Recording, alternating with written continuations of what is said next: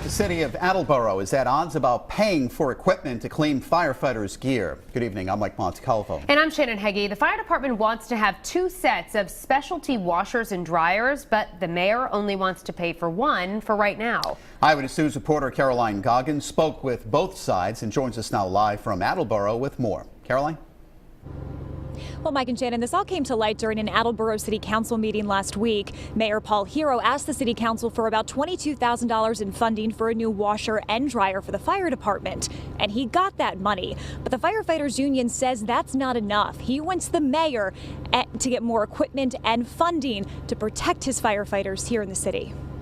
Just want to have the tools that we need to protect our members so we can protect the communities. When Paul Jakes was a toddler, his grandfather, a firefighter at the time, died of occupational cancer.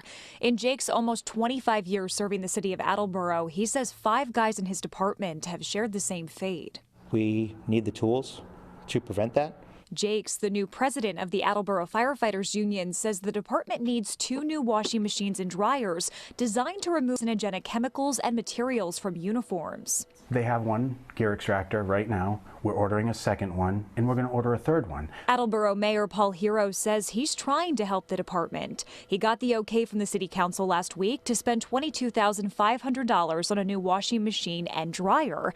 He says he plans to buy a second, but right now it's not in the budget. If we spend money on products like goods and services, even if they're needed, and there's needs all over the city for all sorts of different things, we're not going to have enough money to get us through to the end of the year when we have to fill in for overtime, and that would likely result in layoffs. It's about saving lives, not money. Jake says this is the only washing machine the city's 100 firefighters currently share. It's almost 25 years old. They're ineffective. They can't be used.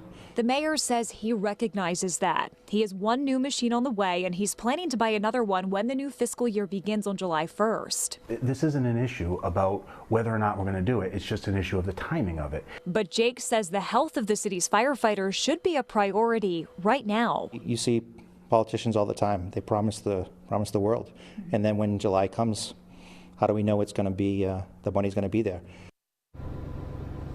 And Jake says the fire chief has also listed a second set of gear for 36 of Attleboro's 100 firefighters as an urgent matter right now. The mayor says he hopes to secure funding for that gear when the new fiscal year begins on July 1st. Reporting live in Attleboro tonight, I'm Caroline Goggin, Eyewitness News.